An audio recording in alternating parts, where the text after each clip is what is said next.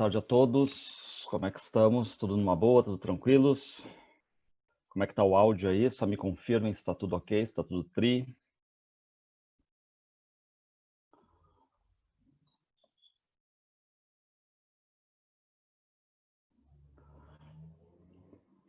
Então, boa tarde a todo mundo, tá? Espero que todos estejam bem aí. Enfim, vocês viram, né, que o MEC abriu a questão toda, né, da votação para o Enem, e eu fiz assim, por cima no meu canal, assim, teve uns 150 votos, eu vi que janeiro está ganhando, assim, no sentido, eu não vi se o MEC o que está fazendo, né, mas eu estou vendo que os alunos que estudam, tá, mais de escola privada ou os que estão em cursinho, eles estão indo em cima mais de janeiro. Só que a escola pública está indo direto em maio. Então, eu acho que vai pintar maio, minha suspeita, tá? E, em primeiro lugar, em janeiro. Mas pode ver essas enquetes aí, muitas vezes, eu não sei, eu tô falando mais por mim, né? Mas eu vejo que quem frequenta o meu canal é quem tá estudando. Tem muita gente de medicina, por exemplo, né? Tem muita gente assim que está estudando direto, não parou, assim como vocês, né? Não pararam e tal, e querem enfrentar o vestibular em janeiro, matar essa peleia já em janeiro, né? Mas eu suspeito que pela quantidade maior de alunos de escola pública, eu acho, né, que vai pintar maio aí. Mas é tudo achômetro, né? Vamos ver. É dia 30 que eles vão revelar, não sei, a partir da enquete, né, que eles vão tomar uma decisão. A URGS, ela deu um contato aí de que vai continuar online por enquanto. Não sei também como é que vai ser o vestibular da URGS, né? Tudo muito ainda, né, sem uma definição, tá? Bom, espero então que todos estejam bem aí, né, firmes e fortes, turma, tá? Esta semana, então, a gente termina, então, o pré-modernismo. Aí vocês vão ter, né, aquela questão toda que eu enviei, até questões para vocês trabalharem, enfim, o simulado que a gente vai ver, que vai cobrir um pouco da nossa matéria, eu não botei de todo até o pré-modernismo, né? Eu botei até o arcadismo, se não me engano, até o romantismo, e aí dá essa revisada. Botei algumas questões também, tá, de discursivas, assim, para vocês pensarem, escreverem ou pensarem numa resposta também, tá? Porque são perguntas interrogativas ali, as interrogações, né, que eu faço, mas que elas têm um fundo de importância ali dentro da matéria, tá? Então, vamos continuar então aqui, tá? Estamos no materialzinho do pré-modernismo. Deixa eu abrir aqui o pré-modernismo.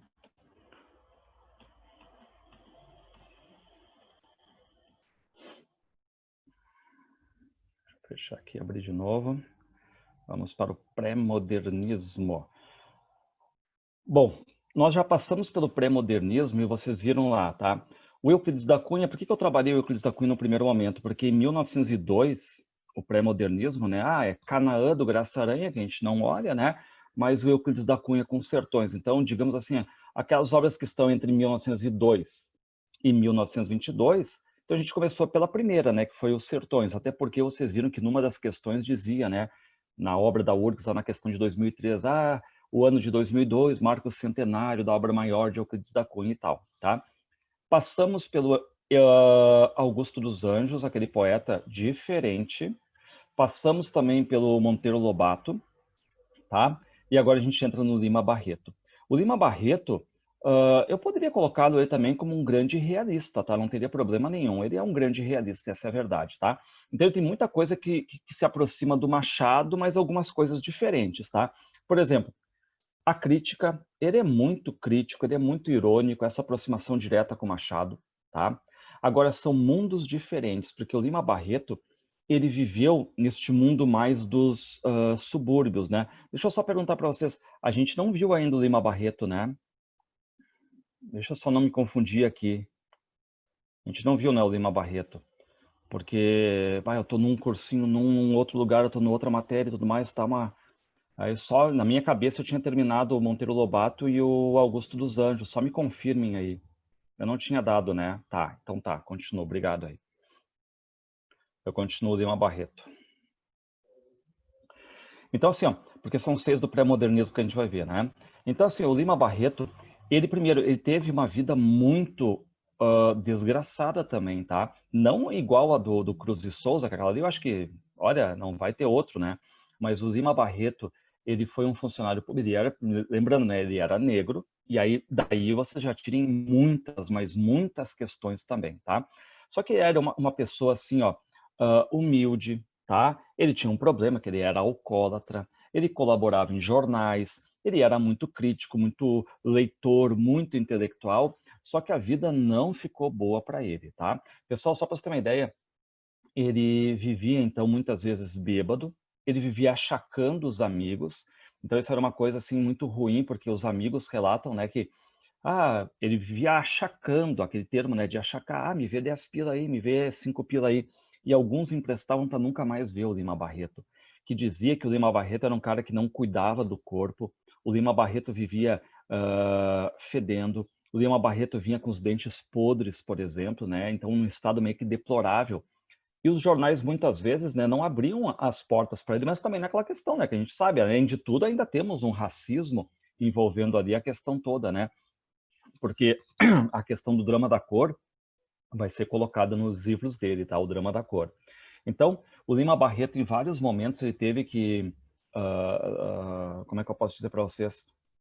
Até, porque ele tinha alguns esquecimentos, ele se internar em hospícios para ter onde dormir e o que comer.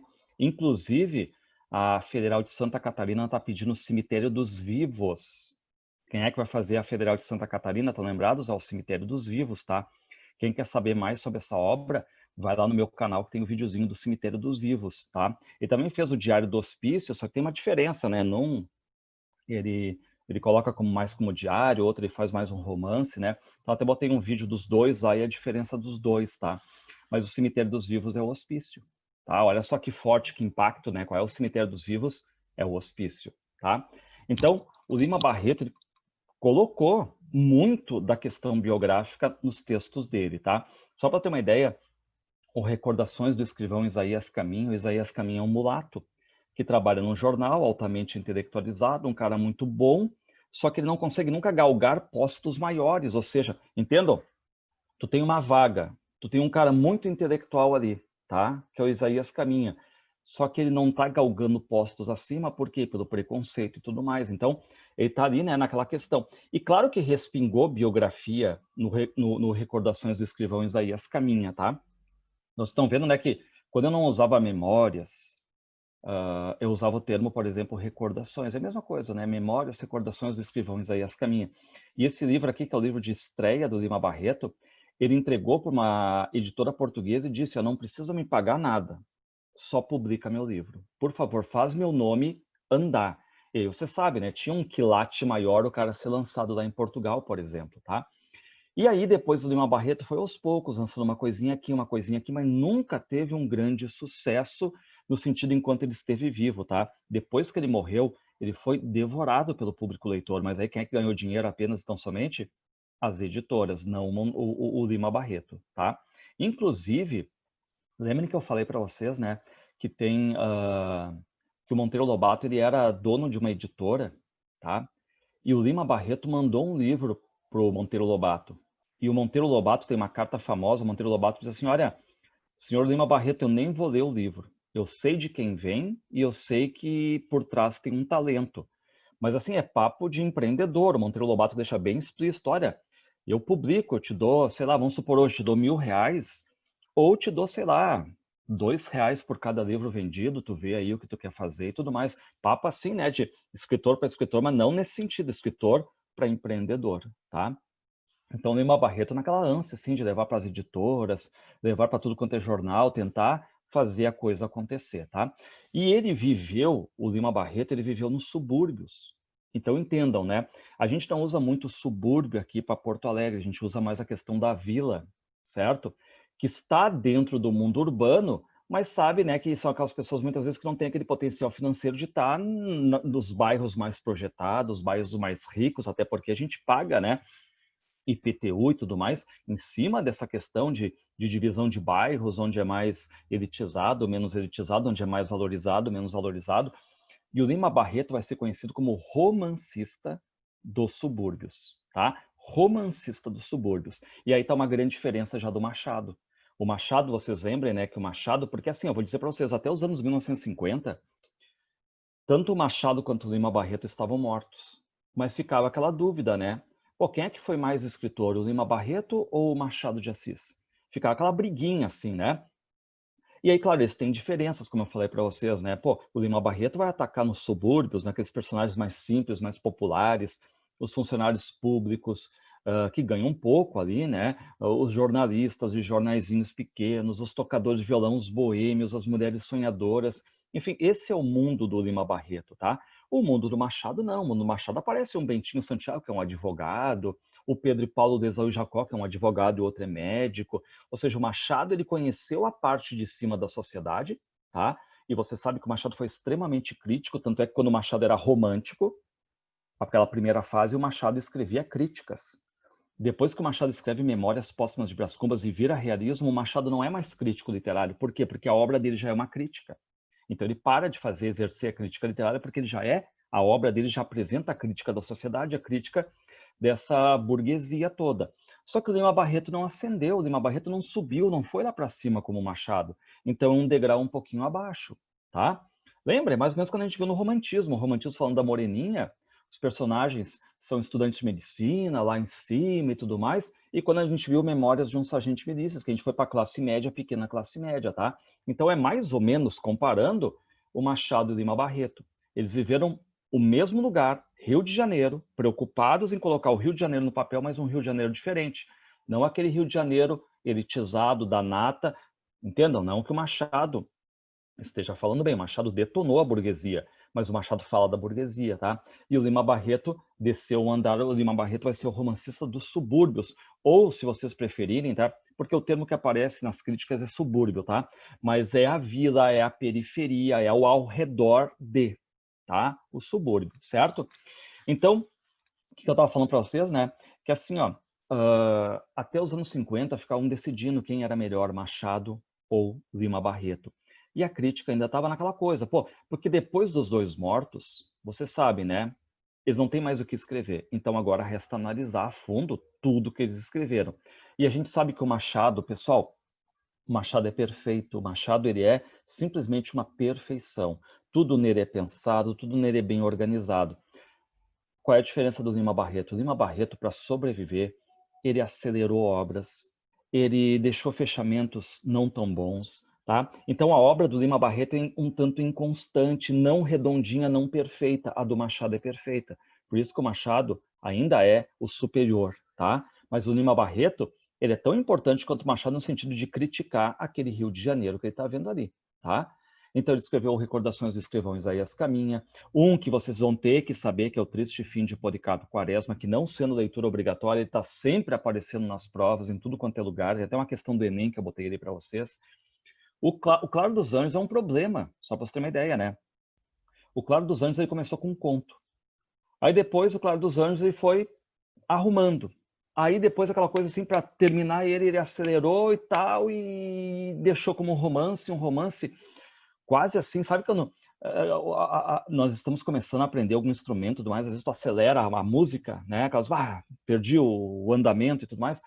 É o Lima Barreto no romance. O Lima Barreto às vezes acelera, tá? E tanto Recordações do Escrivão Isaías Caminha, Clara dos Anjos, ele vai colocar o drama da cor, o drama do negro. Cemitério dos Vivos é uma espécie de biografia, apesar de ele se colocar como um personagem chamado Vicente. Ele não coloca Lima Barreto. É ele, só que digamos assim, romanceado, tá? Mas é o que acontece, tá ali, tá? Eu queria mostrar para vocês a biografia do Lima Barreto, que eu tenho, ela é gigante, pessoal, tá? Só que eu deixei ela bem nessa parte ali, ó, tá? E ali eu tô agora arrumando aqui algumas coisas, o tipo de marceneiro aqui, e aí tá bem naquele canto ali das leituras do pré-modernismo, mas ela é linda, ela é gigante, ela dessa grossura, 700 páginas, aqui é a questão do Lima Barreto, tá? E a Lilian Schwartz e tudo mais, ela refez trajetos do Lima Barreto, andou nos subúrbios para tentar pegar assim a gênese da coisa mesmo, tá? E só para você ter uma ideia, assim, tu pega um livro do Lima Barreto, ele descreve o subúrbio, sabe aquela questão assim que tu tá entrando, tá caminhando numa ruazinha, aí de repente alguém botou um muro mais à frente, aí tu faz uma curvinha, aí tu entra aqui, tu sobe uma ladeirinha, tu baixa. É aquela arquitetura, segundo ele, coloca ali bem irregular, tá? Então, é aquilo próprio dos subúrbios mesmo, certo? Eu queria mostrar para vocês, outra hora eu vou mostrar para vocês a biografia, vale a pena, tá? Vale a pena, é um estudo assim aprofundado. E é interessante que na biografia dele, ele coloca assim o que ele ganha, né? Ah, quando vê assim, tipo, meu salário, 1.000. Aí no final, meus custos, ele fazia um livro balancete, custos 1.300. E estava sempre andando com atraso, sempre andando com atraso, tá? E outra coisa que vai diferir ele do Machado é o seguinte, o Machado, ele faz aquela norma padrão, e você sabe, o Machado escreve pra caramba, tá? E o Machado, eu não sei ponto e vírgula, pô, vai ler Machado. O Machado é o rei da pontuação, o Machado sabe tudo, o Machado é impressionante na escrita dele. O Lima Barreto, ele vai descer um andar. O Lima Barreto vai ter um estilo simples, mas cuidado com o que eu quero dizer, tá, turma? Estilo simples não é, eu vou ler, é parecido com o que eu escrevo assim no dia a dia.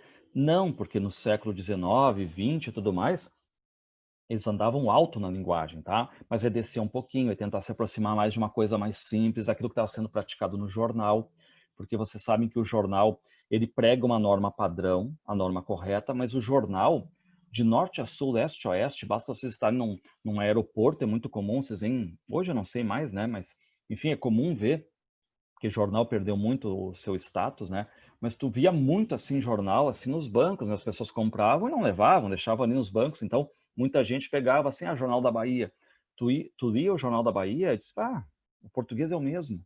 Pegava o jornal aqui, sei lá, vou pegar aqui do Ceará, tu lia, é o mesmo português. Por quê? Porque os jornais se pautam por uma norma culta urbana, mas uma norma simples, né? Ou seja, eu leio, eu entendo. Eu não posso, num jornal, pegar, por exemplo, e ficar procurando palavras no dicionário. Aí eu perco meu leitor. Vocês sabem disso. Não estou falando de crônica, tá? Estou falando daquilo que é diferente, o estilo de cada um. Estou dizendo exatamente aquela questão assim, eu vou dar uma reportagem, vou ter que me vender por estilo jornalístico, que é mais simples. E o Lima Barreto se aproximou, ele desceu um andar.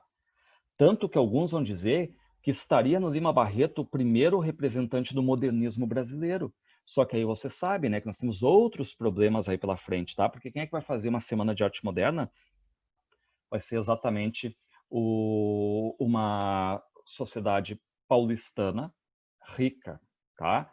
E aí você sabe, né? De um lado tu tem lá no Rio de Janeiro o Lima Barreto, negro, tá?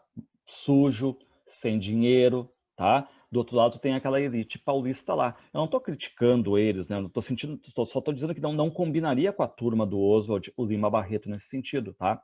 Porque o Lima Barreto tomava uísque. Desculpa, o Oswald tomava uísque, o Lima Barreto tomava cachaça. Você sabe muito bem que os dois são álcool. É a mesma coisa o álcool, só que um eleva para cima e o outro reduz para baixo, mas é a mesma coisa, tá? Então assim, ó, o Lima Barreto, ele vai ser muito valorizado, mas depois de morto, tá? Depois de morto. Como é costume acontecer, né, na nossa sociedade aqui, tá? Muito bem. Então, assim, turma, tá? Eu quero que vocês cuidem, tá? No Recordações do Escrivão Isaías Caminha, já um pouco desse traço biográfico do drama da cor, vocês acrescentem o drama da cor, tá? No Clara dos Anjos também, pô, a Clara dos Anjos é aquela menina, ela é uma mulata, filha de um funcionário público simples, um carteiro e tudo mais, e aí surge um Dom Juan dos subúrbios, que é o Cassie Jones. Então é aquele cara assim que quer ter um sobrenome americano, aquela coisa toda, né? É o Cassie Jones. E é aquele cara que tem uma lábia, ele é tipo o primo Basílio, o Dom Juan. Ele chega nas meninas, conversa, conversa, conversa, e o que acontece? Aquela questão toda de transar. E ele vai lá, o golpe dele é mais ou menos o mesmo, né? Ele consegue fazer com que a menina deixe a janela do quarto, ele pula na madrugada, transa, e o que ele faz? Dá no pé, nunca mais ninguém vai ver ele, tá? Por quê? Porque é assim que ele vai fazer. Então, ele deixa algumas grávidas, penca de mães batendo na porta lá. O pai do Cassie Jones, ele odeia o filho, mas a mãe protege. A mãe é aquela hiperprotetora. Chegam as mulheres a dizer, quem mandou as filhas de vocês abrirem as pernas para ele e tudo mais, aquela coisa toda, né? E aí a Clara dos Anjos cai na lábia do Cassie Jones. Acaba transando com ele e engravida. E o final do livro é muito triste. Por quê? Porque chega lá a mãe da Clara dos Anjos e a Clara dos Anjos, né, grávida, tipo, perguntando cadê, né, o teu filho e tudo mais para assumir. E aí, bom, a mãe enche de desaforos a Clara dos Anjos, a mãe da Clara dos Anjos, tipo, o que vocês querem com o meu filho? Assim como vocês, ele fez em 500 mil e tudo mais, cuide da sua filha que eu cuido do meu filho e tal. E termina de uma forma muito triste, né? A mãe da Clara dos Anjos olhando para a Clara dos Anjos dizendo, tipo, a gente não é nada nesse mundo, nós não somos nada, tá? Então, assim, muitos críticos chegavam no Lima Barreto e diziam, porque o Claro dos Anjos foi primeiro um conto, tá? Diziam assim, ó, Lima, esquece um pouco essa questão biográfica. Lima Barreto, tu deixa derrapar muito o biografismo, esquece o drama da cor, dá asas à imaginação e tudo mais, né? O Cemitério dos Vivos ele foi publicado póstumo, mas ele conta, digamos assim, um diário do hospício, tá? Quem vai fazer a Federal de Santa Catarina, então, vai ter que ler esse Cemitério dos Vivos aí. É legal de ver, porque vocês vão ver o Lima Barreto na sua vida mais íntima também, né? Nesse sentido, nos pensamentos dele. É um bom livro, é legal de ver o Cemitério dos Vivos, tá? E aí só tem o seguinte, tem o Triste Fim de Policarpo Quaresma, tá? Deixa eu passar aqui, deixa eu ver qual é o slide que eu botei aqui. O Triste Fim de Policarpo Quaresma. Quem não leu ainda o Triste Fim, tá? Um dia, se puder, colocar aí como leitura também. Eu tenho lá no canal também o Triste Fim de Policarpo Quaresma, né? Quem quer dar uma... Porque assim, ó, tem algumas obras que eu tinha falado para vocês, ó, o Ateneu, Memórias de um Sargento de Milícias, o Cortiço, Triste Fim de Policarpo Quaresma, são obras que hoje não são leituras obrigatórias, mas estão sempre caindo. Em tudo quanto é lugar está caindo, são clássicos que quem faz a prova não esquece, tá? Então, deixa eu voltar aqui. O Triste Fim de Policarpo Quaresma, tá? Então, só para lembrar, o livro se passa no Rio de Janeiro. A gente vai focalizar o narrador em terceira pessoa, que vai pegar a vida de quem? Do Policarpo Quaresma, que é um cinquentão, ele é um cinquentão, tá? Que desde os 18 anos, 20 anos, ele simplesmente colocou na cabeça que ele tinha que ser um nacionalista. Ou seja, ele tomou um amor pela pátria, pelo Brasil, tá? E, turma, de novo, é difícil nós vermos hoje em dia nacionalistas. A gente vê mais pessoas que, sei lá, gostam da sua cidade, do seu estado. No Rio Grande do Sul a gente tem muito dessa questão bairrista e tudo mais, não só no Brasil, né? No Rio Grande do Sul a gente vê muita gente no centro do país que é bairrista também, tá? Só que é difícil a gente ver um nacionalista, aquele que ama o Brasil no tempo, no espaço, norte, sul, leste, oeste, né? Até porque é difícil conhecer todo o Brasil e tudo mais e tomar contato com toda essa cultura. A gente faz isso muitas vezes por meio de uma música, de um filme, de um vídeo no YouTube e tudo mais.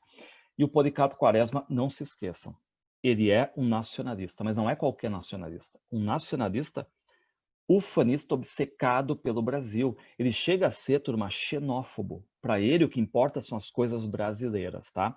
E a pergunta que eu faço para vocês acham que Lima Barreto escreveu o Policarpo na seriedade ou na ironia? Claro que foi na ironia, porque ele está criticando principalmente aquele movimento desenvolvido por Olavo Bilac, o movimento nacionalista e tudo mais.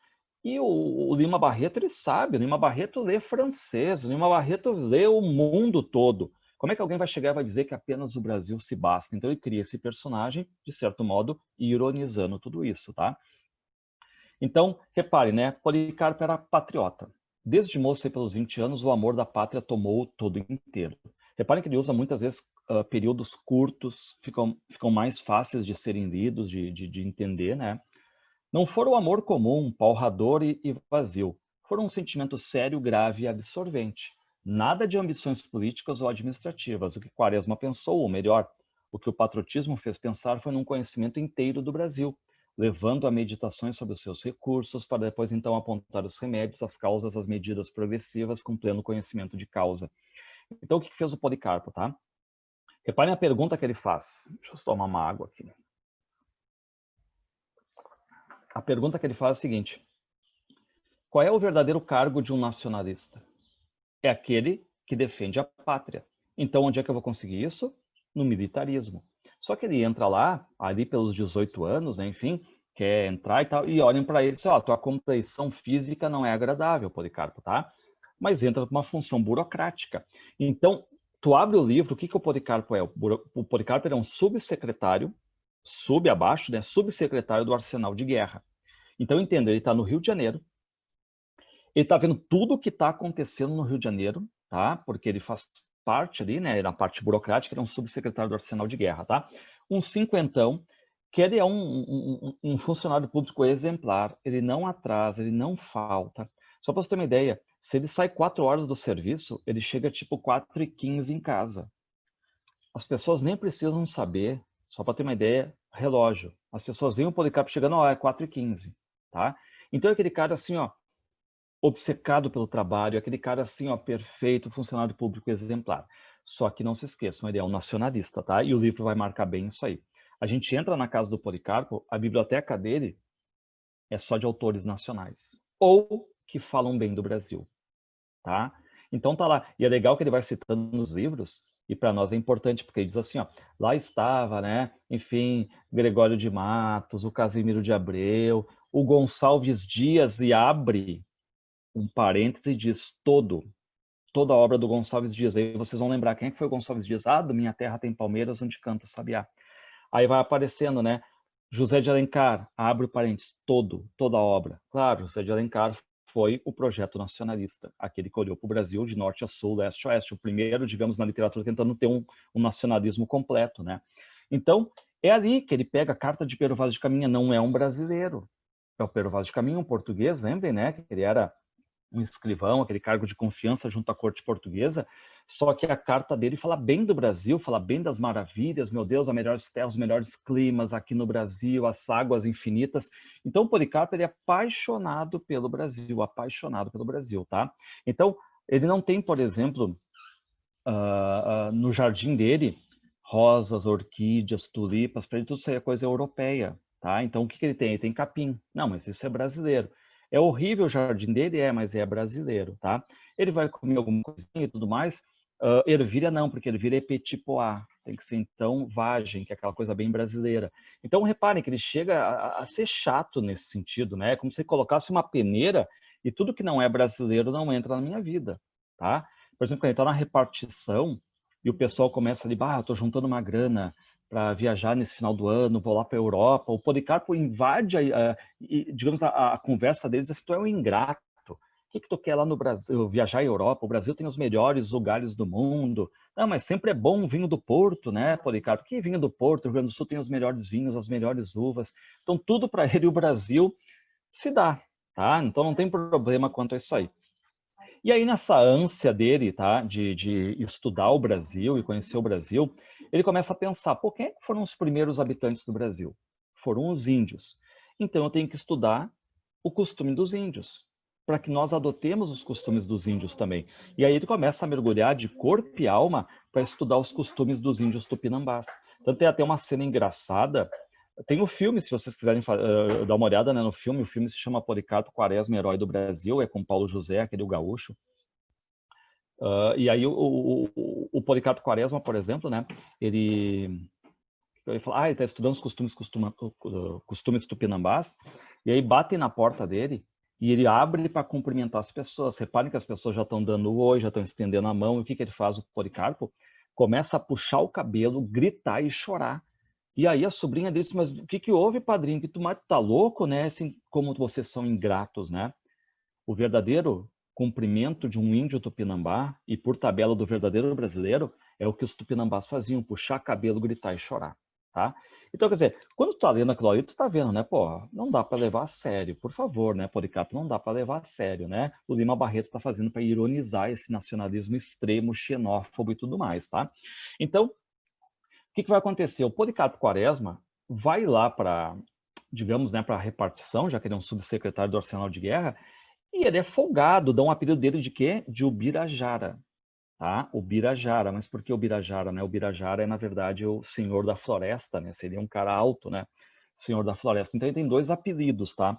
O primeiro é Ubirajara e o segundo é senhor da floresta. O segundo é o Major, ele não é Major, tá? Mas dão o apelido dele de Major. Porque é aquele cara mais velho, que o pessoal respeita, mas de certo modo vão rindo dele também, né? E aí, turma, o que vai acontecer? Ele tem a mania de traduzir língua portuguesa para o tupi. E aí tem um ofício que está em língua portuguesa. E o que faz o Policarpo? Foi lá e traduziu para o tupi-guarani. E na hora, do lado do general, dá a ordem, enfim, mandam buscar o discurso dele, só que pegam o discurso errado e pegam o discurso em tupi-guarani. E aí esse general fica, meu Deus do céu, quem escreveu isso aqui? Tá todo mundo rindo dele, não anda a questão da palestra dele, ele fica indignado, né, e tudo mais. Aí ele vai atrás, quem é que fez aquilo ali? Porque ninguém sabe, é uma língua louca, tem 2 Y, não é grego, não é francês, o que é isso? Até que o Policarpo diz, olha, fui eu que fiz, tá? O Policarpo chegou, só para você ter uma ideia, turma, tá? Ele chegou aí, lá na Câmara de Vereadores, e votar um projeto que o Brasil deveria adotar o tupi como língua nacional. Entenda onde é que ele vai o nacionalismo dele, o tupi como língua nacional. Claro que não vai passar, enfim, né, vão rir dele e tudo mais. E agora, quando ele traduziu um ofício, o que acontece? Chega e diz, ó, Policarpo, eu não sei se tu tá ou não louco, mas o melhor será tu ficar um tempo no hospício, tá? Lembrem que, biograficamente, o Lima Barreto esteve em hospícios.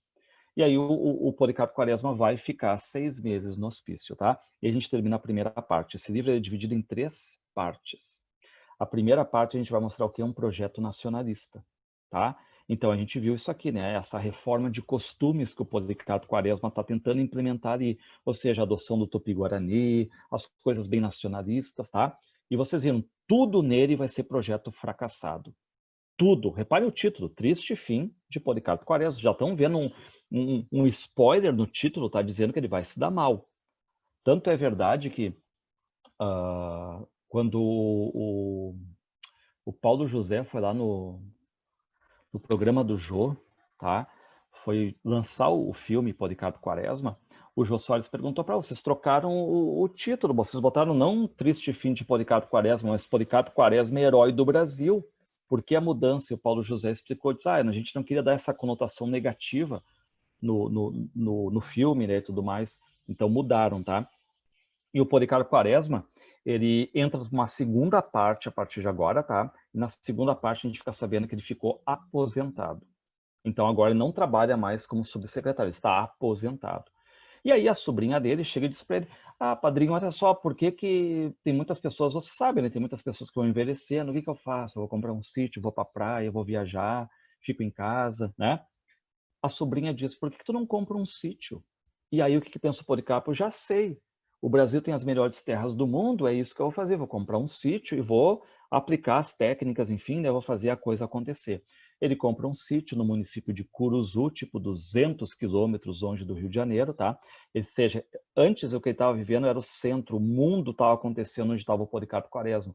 E agora ele vai exatamente para um sítio onde ele vai ficar apenas com informações rasas de jornal ali, porque ele está bem distante a partir de agora. Ele compra um sítio um tanto em decadência, assim, que ele vai dar o nome de Sossego, Sítio do Sossego. A única coisa que ele vai ter, não vai ter é sossego ali, né? O título chega a ser irônico.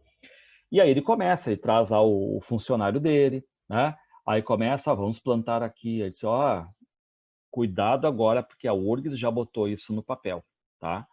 Quando os personagens dele às vezes falam, ele simula a fala popular, com os desvios todos de linguagem, tá?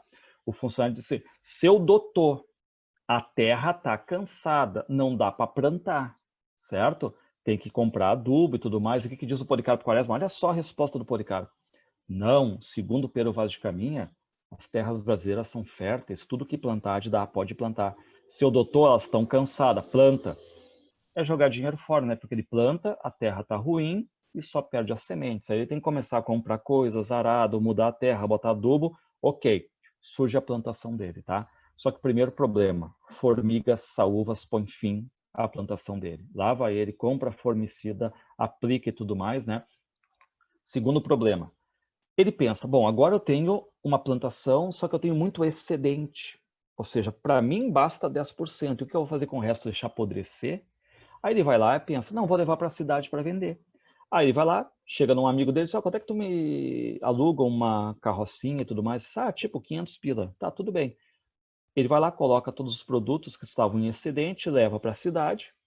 Aí ele vê que na cabeça dele, olha a cabeça do Policarpo, né? Aquela coisa de supervalorizar o que é nosso. Bom, a minha laranja é 10 reais o quilo. A minha bergamota, meu Deus, o meu pé de alface é 10 reais o pé. Ele chega lá, o pessoal da maninharia, e ele coloca na ponta do papel, mal dá para pagar a carrocinha que ele alugou. Aí ele pensa, bom, então tem que fazer isso, isso, isso. E quando ele leva de novo, o governo vem e toca imposto nele. E qual é o problema dele, né? Porque essa segunda parte, ela se passa no sítio, e ela traz um pouco dessa reforma agrária, dessa questão da crítica aí. E o Policarpo Quaresma diz, mas como assim? Se eu estou vendendo eu direto do produtor para o consumidor, se não interessa, o senhor tem que pagar impostos, assim, está sendo multado, tá? E aí o Policarpo pensa, pô, os estrangeiros vêm, o governo abre as pernas, pega lá, coloca, financia, dá terreno e tudo mais, e nós, brasileiros da terra, sofremos, tá? E aí um dia, vai mudar agora para a terceira parte, tá? Que é a mais importante do livro.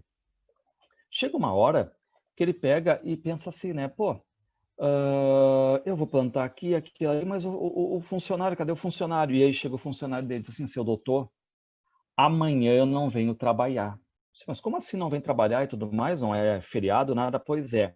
Mas eu ouvi que o governo está tendo aí umas brigas e está recrutando todo mundo. E eu já estou velho, eu não quero ir para a guerra.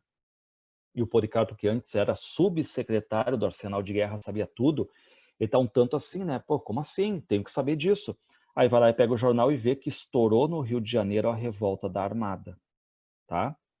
Lembra, então, na revolta da Armada, 1893, certo? Aqui no Rio Grande do Sul estava tendo a Revolução Federalista, tá? E estourou a revolta da Armada, tá? O que fez a revolta da Armada? A Marinha vira os canhões contra a Baía de Guanabara e exige a saída do Floriano Peixoto. E o Floriano Peixoto, que era o nosso segundo presidente ali, né? Enfim, era o marechal de ferro, ou seja, olho por olho, dente por dente, decide, vocês são rebeldes, a gente vai matar isso aí, tá? E está recrutando todo mundo. E o que pensa o Policarpo Quaresma? Meu Deus do céu, eu sou brasileiro, tem que estar defendendo meu país, tem que estar do lado, tá? E aí o Policarpo Quaresma, um cinquentão, vai lá, enfim, para o Rio de Janeiro de novo. E a gente entra na terceira parte agora, tá? Turma, vocês vão cuidar que a terceira parte, ela é uma sátira política. O Lima Barreto vai folgar a partir de agora no Floriano Peixoto, tá? É uma sátira política contra uma pessoa, contra o Floriano Peixoto, tá? Então vocês têm aqui a terceira parte identificada como uma sátira política, uma espécie de reforma administrativa a partir de agora, tá? Então ele chega lá, e o que fez o Policarpo? O Policarpo fez toda uma espécie de memorial, quase um texto dissertativo assim sobre todas as melhorias que o Brasil deveria ter para se dar bem no campo agrícola. E ele fica esperando 1 hora para falar com o Floriano Peixoto. Claro que o Floriano Peixoto entra como personagem agora, não um personagem histórico, tá? Mas entra como personagem. E aí chega o Floriano e diz, próximo entra o Policarpo. O Policarpo diz, aqui, Floriano, está o meu memorial, tá? Em que eu acho todas as mudanças pelas quais o Brasil deve passar para se dar bem, tudo mais. O que diz o Floriano, larga em cima da mesa. Muito bem. E aí o que vai acontecer é o seguinte, o Policarpo Quaresma está conversando com o Floriano e entra um funcionário. E esse funcionário reconhece o Policarpo. E o funcionário vai chamar o Policarpo pelo apelido do Policarpo Major, lembrando que ele não era major. Senhor Major Policarpo, como está? Tudo bem? Tudo bem, tá. E aí o Floriano diz, o senhor é major? Não, não sei. Não, então tá. Então mudou o papo. Então o senhor vai comandar um destacamento a partir de agora. Imagine o Policarpo comandar um destacamento, tá? E aí este cara que entrou, ele pede uma nota, um comprovante, tudo mais, uma liberação. E aí o Floriano Peixoto começa a olhar e não tem nenhum papel em cima da mesa. Só tem o artigo do Policarpo Quaresma. O que ele faz? Ele pega a capa e rasga uma parte. E o Policarpo diz, meu memorial, assim, é só a capa. Ele rasga e dá ordem. Quer dizer, ali a gente já vê, né, que o Lima Barreto está tentando atacar essa falta de profissionalismo, de ética e tudo mais, né, do Floriano Peixoto, tá? Bom, o Policarpo Quaresma, a partir de agora, exatamente, ele está, né, comandando um destacamento de 20 pessoas. Aparece, não se esqueçam, eu não citei até agora, mas vou citar agora, tá? Aparece um personagem chamado Ricardo Coração dos Outros. O Ricardo Coração dos Outros é um tocador de violão, bem naquela questão assim, do boêmio, o cara da noite, o violão ainda muito atribuído àquela questão assim do marginal, tá? Porque você sabe que o violão começa meio reduzido, depois ele vai sendo, né? Tem até um livro falando sobre essa ascensão do violão, um instrumento nobre, mas que no século XIX muitas vezes ele era ligado assim à questão do malandro, do boêmio, do vagabundo, tá? E o Ricardo Coração dos Outros, ele é cantor de modinhas, ele toca viola e tudo mais, até chegou a tentar ensinar o Policarpo Quaresma, e aí o Ricardo Coração dos Outros também agora está ali no meio, foi recrutado, né? E também está no meio ali, está sendo comandado pelo Policarpo Quaresma, tá? E tem uma parte, assim, que o Policarpo Quaresma chega e encontra o Floriano Peixoto. E aí, assim, Floriano, assim, pois não, Policarpo? O senhor leu o meu memorial? Ele disse, sim. E continua caminhando. Aí o Policarpo vai atrás, mas só um pouquinho, o que o senhor achou? E aí ele resume numa frase, diz assim, Policarpo Quaresma, você é um visionário. Ou seja, tem ideias muito avançadas, mas tipo, no meu governo, não vai rolar, tá? Tanto é que a biografia que eu vou mostrar para você se chama, né, Lima Barreto Triste Visionário, porque é exatamente uma passagem do livro Triste Fim de Policarpo Quaresma, né, que é a questão Policarpo Quaresma, você é um visionário, tá? Bom, o que o Policarpo Quaresma faz depois que ele não sabe comandar? Então, aquele grupo de 30, 40 pessoas vai se dissolvendo até não ficar quase ninguém ali. E aí chegam no Policarpo e dizem, ó, Policarpo, tu vai mudar de profissão agora, tu vai ser carcereiro, tá? Tu vai cuidar do cárcere, da prisão desses caras todos aí, certo? Muito bem, sem problema nenhum. Só que o Policarpo, na cabeça dele, de nacionalista, ele acha o seguinte, esses rebeldes que estão presos fizeram algo ruim para o Brasil, não vou negar, tá? Foram contra um presidente, tá? Tudo bem, esse é o pensamento do Policarpo, né? Não propriamente do Lima Barreto, que está usando isso como ironia, né? Ó, mas vocês vão ficar um tempo aqui, mas voltarão para suas famílias e vida que segue. Só que não é isso que pensa o Floriano Peixoto. O Floriano Peixoto todo dia manda buscar uns 10 presos, larga dentro de uma lancha, vai para dentro de uma ilha e eles são fuzilados, tá?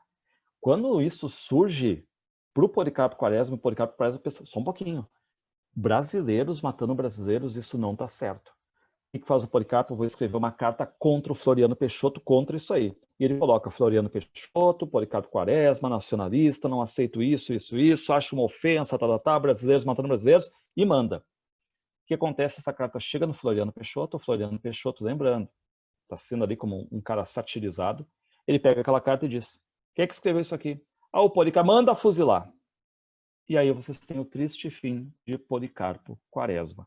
Ou seja, aquele cara que lutou a vida toda pelo Brasil, perdeu toda a mocidade, a virilidade, a velhice dele, basicamente, lutando pelo Brasil, estudando o Brasil. O que acontece com ele? Como é que o Brasil vai pagar? Com um tiro. Atenção, o livro não mata, mas a gente sabe que ele vai morrer. O filme mata. O filme avança um pouquinho, o filme coloca a cena, né? Então, assim, eu termino o livro, as pessoas, né, tentando, assim, a sobrinha dele tentando chegar lá, conseguir tirar o Policarpo da cadeia, mas toda vez que alguém ouve o Policarpo, o que eles dizem? O Policarpo, não, aquele é um traidor da pátria, aquele é o traidor da pátria, aquele é o traidor da pátria, e assim é o triste fim de Policarpo Quaresma, tá? Deixa eu pegar aqui para vocês.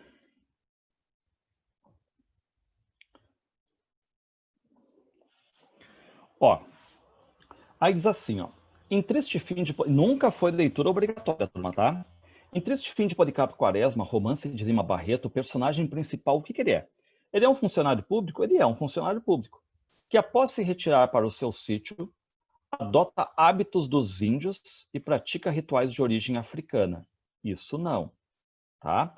E outra coisa, nessa questão de estudar os índios, está muito mais a primeira parte, que quando ele é um subsecretário do Arsenal de Guerra, a primeira parte. A segunda parte, que ele vai lá para o sítio, não tem isso.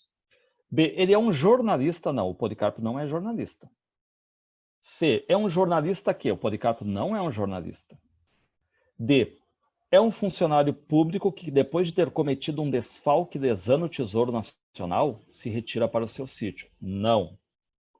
É um funcionário público idealista, muito idealista, que, embora tenha perdido seu emprego, verdade, se dispõe a defender a pátria e a república. Reparem como vocês têm aqui um poder das questões sendo um poder de síntese, né, turma? Eu tenho que botar em 2 linhas um resumo do resumo do resumo, né? É um funcionário público idealista, nacionalista, que, embora tenha perdido o seu emprego, enfim, vai para o hospício, é aposentado, vai para o sítio, depois vê lá a notícia que explodiu a revolta da Armada e se dispõe a defender a pátria e a república, mesmo que venha no final a morrer por causa disso aí, tá? É aí. Mas vê como é poder de síntese nas questões.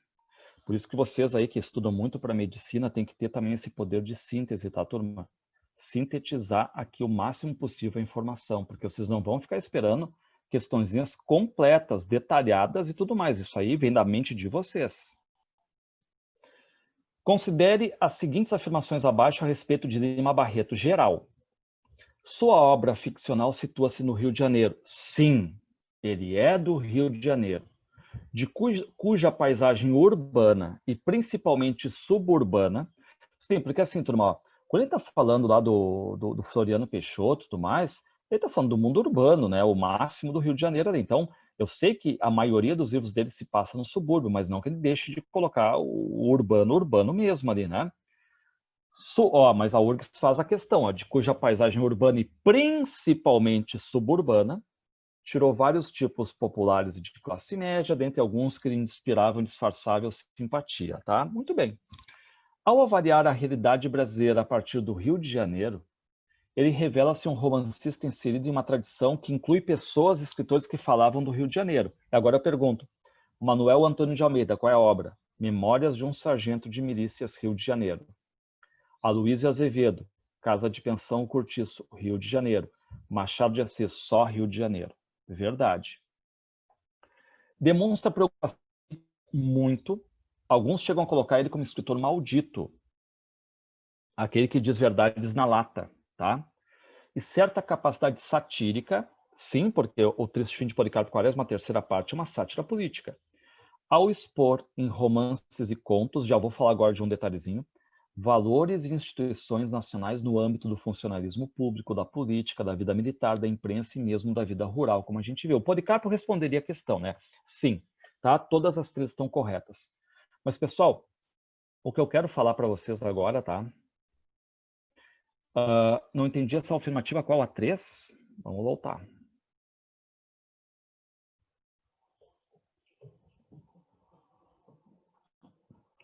Ó, ao avaliar a realidade brasileira a partir do Rio de Janeiro, ou seja, ele faz os livros dele olhando para que personagens, para que mundo? Rio de Janeiro. Ele vai se revelar numa mesma sacola que inclui já uma tradição de escritores que falavam sobre o Rio de Janeiro. E nessa sacola, junto com o Lima Barreto, a gente vai incluir o Manuel Antônio de Almeida. Aí vocês vão ter que lembrar a obra dele, que é o Memórias de um Sargento de Milícia, porque ele só fez o Memórias, que se passa no Rio de Janeiro, do Leonardinho, o malandro aquele, né? Da chegada da família real, enfim, lá para 1808. O Aloysio Azevedo, que Casa de Pensão se passa no Rio de Janeiro, e o Cortiço se passa no Rio de Janeiro. E o Machado só Rio de Janeiro, tá? Então, ao Lima Barreto, ao avaliar a realidade brasileira, colocar no papel a crítica dele, a partir do Rio de Janeiro, ele está numa mesma sacola que tem também autores que falavam sobre o Rio de Janeiro. Agora, entendam, né? Se colocasse um Simões Lopes Neto ali, vocês iam negar. Se colocasse o Monteiro Lobato, vocês iam negar, porque o Monteiro Lobato está falando de São Paulo, tá? Demonstra preocupação crítica, sim, e certa capacidade satírica, ok. Por quê? Porque ele expõe nos romances dele, contos, nas críticas também, nas crônicas dele, né? Valores e instituições nacionais no âmbito do funcionalismo público. Pega o Policarpo. Ele botou ali a revolta da Armada, ele botou o Brasil, o governo brasileiro, né? Os políticos, a vida militar, a imprensa, o Recordações dos Escrivães a Ex-Caminha, está falando da imprensa. Vai mostrar o dia a dia de um jornal. A vida rural, a gente viu agora a vida rural ali aparecendo também na segunda parte, né, do Policarpo Quaresma. Então, nesse sentido aqui. O que eu queria falar com vocês, tá? Vocês vão acrescentar que ele escreveu também, já caiu na URGS não faz muito tempo, tá? Ele escreveu crônicas, caiu no Enem também, crônicas do Lima Barreto, tá? Então vocês coloquem crônicas, tá?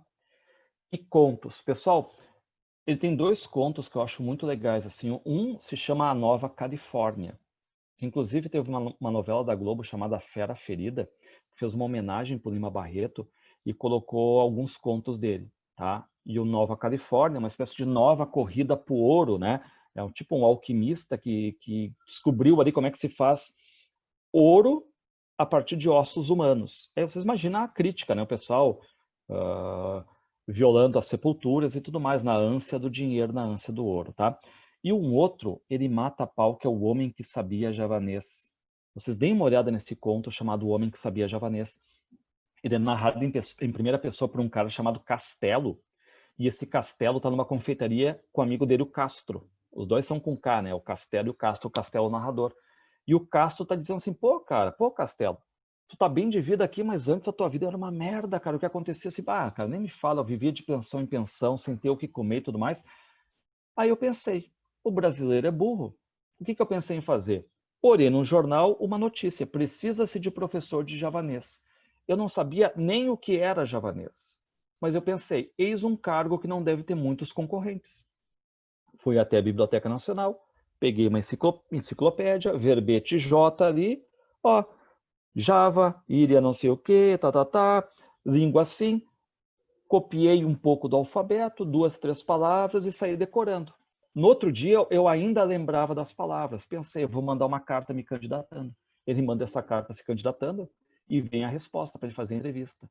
Ele vai até lá, uma casa grande, gigante, onde mora o barão de Jacuecanga e tudo mais, o cara rico. O cara chega e diz, olha, eu estou contratando um professor de javanês porque tem um livro que está passando aqui da família para família, veio do meu avô, passou para o meu pai e agora passou para mim, tá? E diz a lenda que quem tiver com um livro tem que saber javanês para traduzir o livro, para ler e entender o que está escrito. Eu nunca dei bola para essa superstição, mas começou a ter muita coisa, muita morte, muita doença, e eu estou achando que é coisa disso aqui, então eu preciso aprender javanês, por isso estou te contratando, né? E o cara disse, é comigo mesmo, eu sou professor de javanês, tá? Turma, fazem aquele contrato assim, de hora-aula, sei lá, 300, 400 pila. E aí o que vai acontecer? Durante um mês, o coitado do velhinho não sabe nada. Por quê? Porque o professor não sabe nada, né? Não sabe ensinar. E ele ficaria até que o velhinho diz assim, olha, vamos fazer o seguinte, a gente já passou uns 2, 3 meses e eu não aprendi nada, e eu sei que quanto mais velho a gente fica, menos a gente aprende, diz ele. Então, assim, ó, eu te pago para tu traduzir os contos para mim. Eu vou ficar sabendo o que está dizendo o livro. Assim, não tem problema. E aí o que faz o narrador? Eu inventava historinhas da carochinha e tudo mais, só para qualquer história para dizer que eu estava traduzindo, né? Só que chega uma hora que o velho se impressiona assim, diz, olha só, eu tenho muitas relações, eu sou barão, e a tua inteligência é tão grande que eu não quero que tu fique aqui ensinando um velho quase morto aqui como eu, né? Eu quero que tu entre para a diplomacia brasileira. O teu cargo é lá na diplomacia. Eu disse, não, mas não precisa, eu gosto de ser professor. Eu disse, mas não, eu vou conseguir para ti. E aí veio o cargo para ele entrar na diplomacia. Reparem, como professor de javanês sem saber uma vírgula D, tá? E aí o amigo, o Castel está contando para o amigo, né? Disse, mas como é que tu fazia se tu não sabia nada? Assim, nem sabe. Eu ganhei uma coluna no jornal. O que eu fazia? Eu só copiava a população, dados históricos, geográficos. Basicamente, eu fugia do assunto língua. Eu copiava mapas, fazia, acontecia, né? E tu vê só, eu que não sabia nada de javanês, ia entrar num congresso de linguistas dos mais sábios do mundo, tá? E aí, de novo, né? Agora eu vou dizer para vocês, quem é que já leu aquele conto Teoria do Medalhão, do Machado de Assis? Esse personagem Castelo é o medalhão. É aquele cara que só tá pela aparência. Ou seja, qual é o conteúdo dele? Conteúdo zero, mas a aparência dele. Onde ele vai, todo mundo aponta ele na rua. Olha lá o professor de javanês. Pô, todo mundo tirando o chapéu para esse porra, javanês, meu. Putz, tu é o cara, hein? Quer dizer, ele vai galgando os postos, a aparência, convidado para tudo quanto é lugar, por algo que ele nem sabe, tá? E aí ele diz, um dia quase me desmascararam. Por quê? Porque acharam um cara lá, um marinheiro, que falava uma língua estranha, ninguém conseguia, vários intérpretes e tudo mais, e nada, aí me chamaram, e eu, não vou, que eu vou ser desmascarado. Quando ele chega lá, já tinham liberado esse marujo, mas esse marujo só falava javanês, ele diz, por pouco, né? E aí, como é que termina o conto, né? Ele vai dizer, olha, nesse país burro como o Brasil, só não enriquece quem não quer. Eu mesmo, se não fosse professor de javanês, reparem que ele se acha professor de javanês, né? Já que todo mundo diz que ele é, né? Já que ele ganha por isso, ele é professor de javanês. Se não fosse professor de javanês, sabe o que eu seria? Aí o amigo disse o quê? Bacteriologista eminente. Mas o que é isso? Eu não sei, mas eu ia inventar e ia me dar bem, tá? Então, Lima Barreto, ele era muito nesse sentido, tá? Muito crítico, muito irônico, ironizava demais o Brasil. Então, vocês vão acrescentar que, além de romancista, pelo qual ele é mais conhecido, ele também é contista e também é cronista. E tanto conto, crônica e romance aparecem na vida dele, tá? Só que a crônica, vocês sabem, a crônica ele vai falar sobre a rua, sobre os cariocas, a crônica é aquela coisa mais pé no ouvido, mais simples, mais raso, falar do dia a dia, do cotidiano, certo? O Rubem Braga tem a melhor definição para a crônica.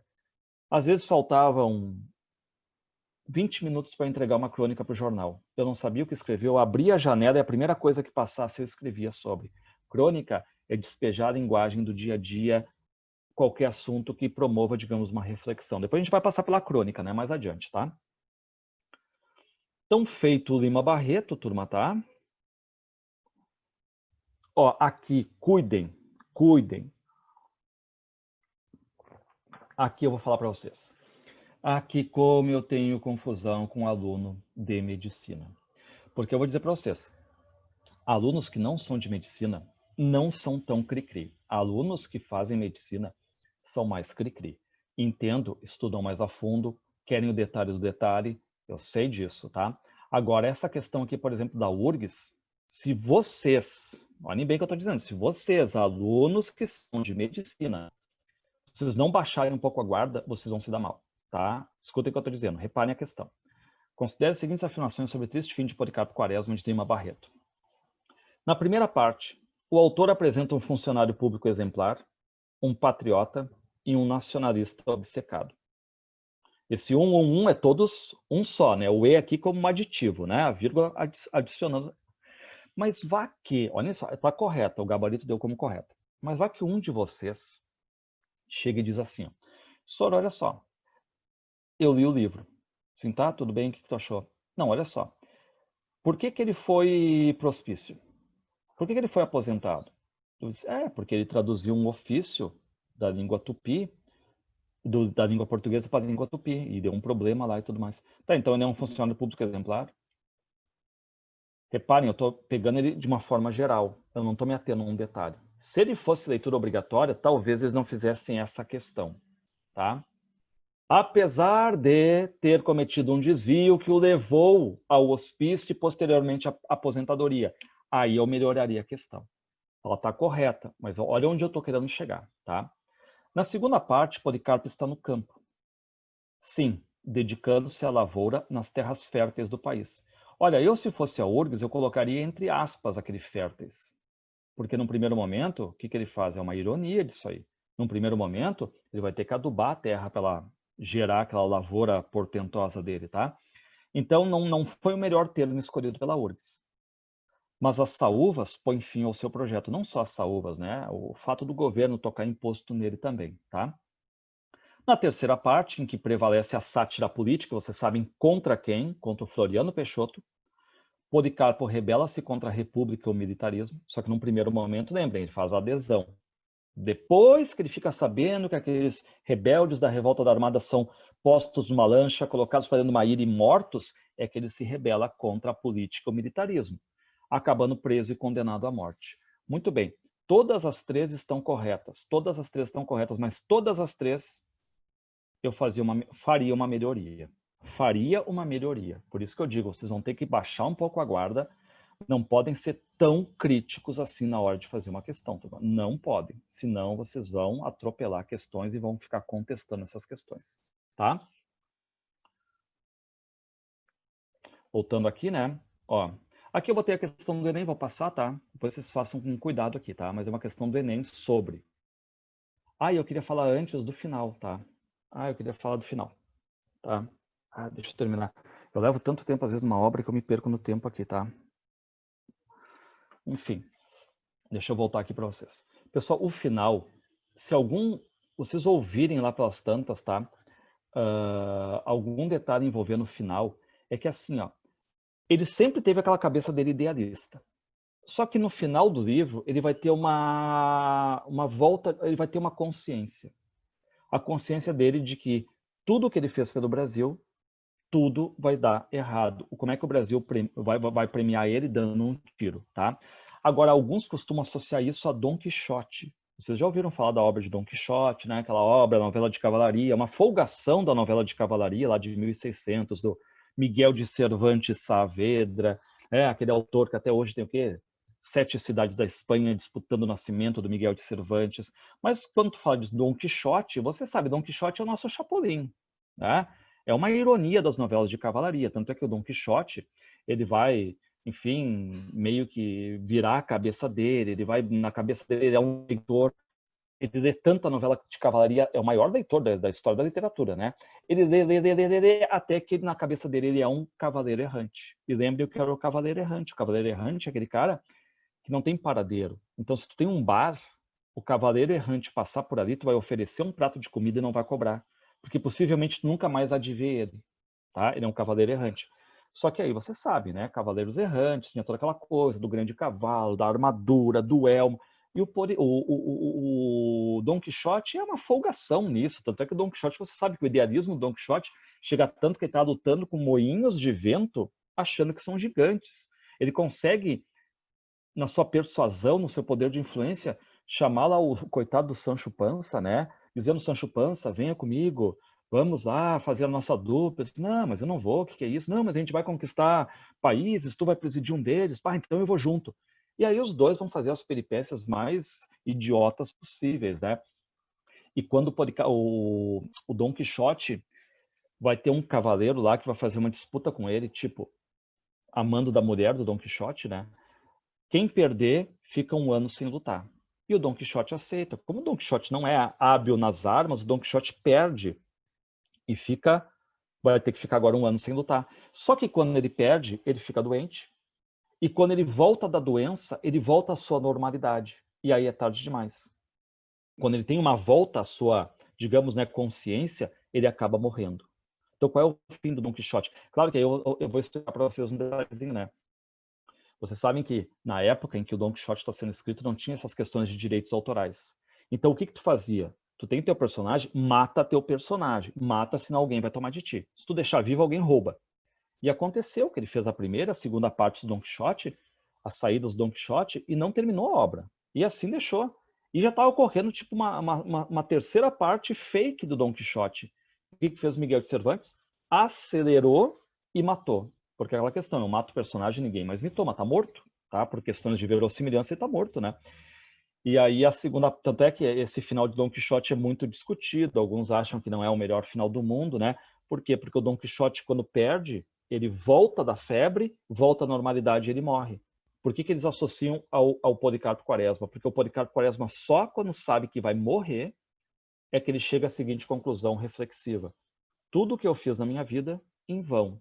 A luta que eu tive, em vão. Tudo em vão, tá? Como é que a pátria me paga? Me matando. Então, tudo em vão.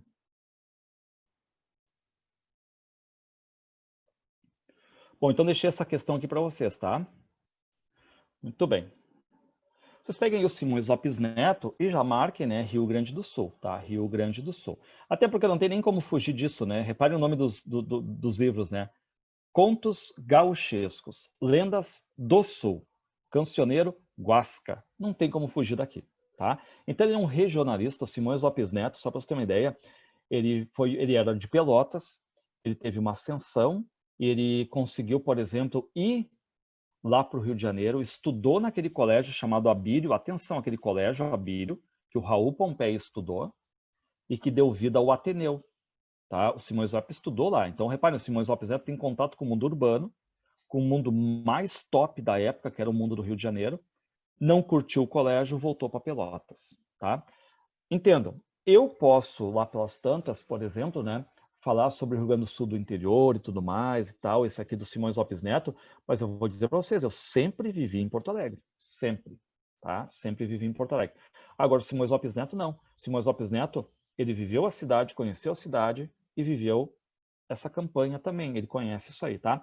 E o que ele fazia? Como ele era um cara muito intelectualizado ali, ele começava a reparar o jeito como os gaúchos falavam. Também começava a comparar como é que a cidade falava. Então ele tinha um caderninho que ele escrevia, ele ouvia os gaúchos no meio do galpão, contando causos e causos e causos, a gente chama de casos, mas eles chamavam de causo, né? O que vai acontecer? Oh, vamos anotar. Vários desses causos que ele ouviu, ele colocou no papel, transformando em literatura, não se esqueçam, né? Tentando manter o máximo possível essa linguagem regional, esse universo gauchesco aqui, tá?